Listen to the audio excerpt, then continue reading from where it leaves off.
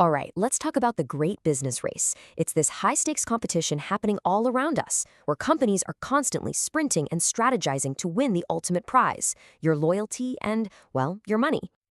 But hey, have you ever stopped to think about the rules of this race? I mean, why is it that you can choose from like a dozen different pizza places, but you probably only have one option for your water company? Stick with me, because by the end of this, you'll know exactly why. Okay, so let's get right into our first section, the great business race. To really get a handle on the business world, you have to realize that every single company, whether it's a huge corporation or a tiny corner shop, is running in this competition. They don't really have a choice. So what do we mean by the competitive environment? At its heart, it's actually pretty simple. It's just a bunch of businesses all trying to get you, the customer, to choose them. And the prize for winning? It's not some gold trophy. It's sales, it's profits, and it's being able to stay in business. It is a nonstop race for survival. And this race, it doesn't all happen on the same track. You've got different scales, different racetracks, if you will. You've got the local sprint between, say, two bakeries on the same street. Then there's the national marathon between massive supermarket chains. And of course, there's the global championship, where tech giants selling smartphones are battling it out all over the planet. So if every business is in a race, what do these tracks actually look like? Well, here's the thing. Not all races are created equal. The kind of competition a business is up against really depends on which of the four main competitive arenas it's in. First up, we have what's called perfect competition. I want you to picture a huge farmer's market. You've got tons of different stalls, and they're all selling basically the exact same apples. It's like a crowded marathon where every runner is given the same shoes. No single farmer can decide the price, right? If one tries to charge you more, you'll just walk 2 feet to the next stall. It's that simple. Next, we've got monopolistic competition.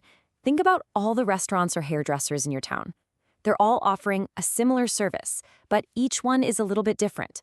This is like a race where the runners can pick their own shoes or try a unique strategy to get an edge.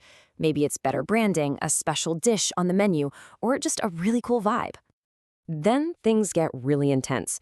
We enter the oligopoly arena. This is the big leagues, a high-stakes race with just a few elite athletes, like the big supermarket chains or the major mobile phone providers. And let me tell you, they watch each other's every move. If one drops their prices, you can bet the others will follow, sometimes within hours. It's a constant strategic battle. And finally, we have the monopoly. This isn't really a race at all. It's a solo victory lap. There's only one competitor, they own the entire stadium, they write the rules, and they totally control the prices. And this brings us right back to our original question about your water company. Yep, they're usually a classic local monopoly. Now, this chart is fantastic because it lays it all out side by side. You can see all the differences at a glance.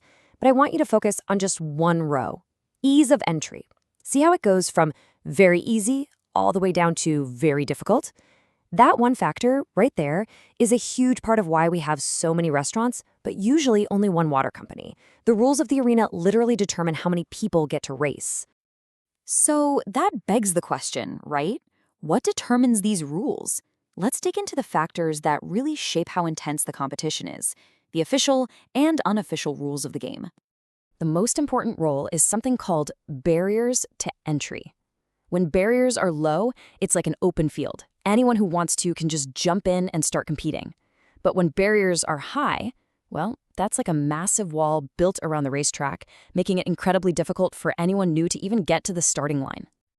And this slide perfectly shows what those walls are made of. I mean, think about the insane startup costs of laying miles and miles of pipes for a brand new water company, or a drug company that has a legal patent on a life-saving medicine, or even just how fiercely loyal people are to their favorite smartphone brand. These barriers are what protect the businesses already in the race. Another huge role of the game is product differentiation. The bottom line is, if you can make your product stand out, make it special, you don't have to just compete on who has the lowest price. It's like having a special skill in the race that nobody else has. It lets you create your own little lane and attract customers who want exactly what you're offering. Okay, so you're in the race. You understand the arena and you know the rules. So, how do you actually win? Let's talk strategy. It all boils down to this one idea: competitive advantage. It's that special something, that secret sauce, that allows a business to outperform its rivals. It's what makes customers walk right past the competition and choose you instead. Getting that advantage is the whole point. So, one way to get that edge is to simply be the fastest, or in business terms, the most cost efficient.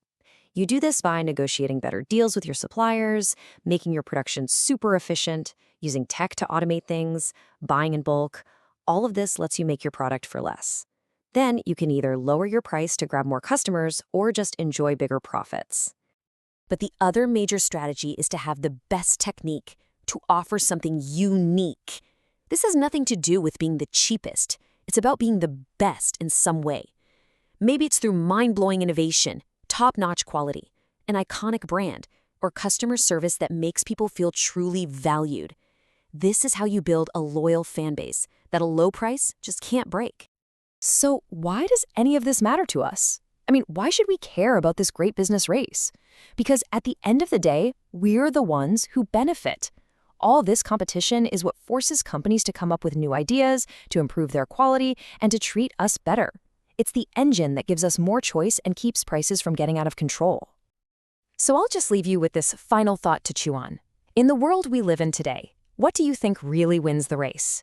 Is it being the fastest runner with the absolute lowest price, or is it being the most skilled runner with the most unique, game-changing idea? The answer to that question really defines the business world all around us.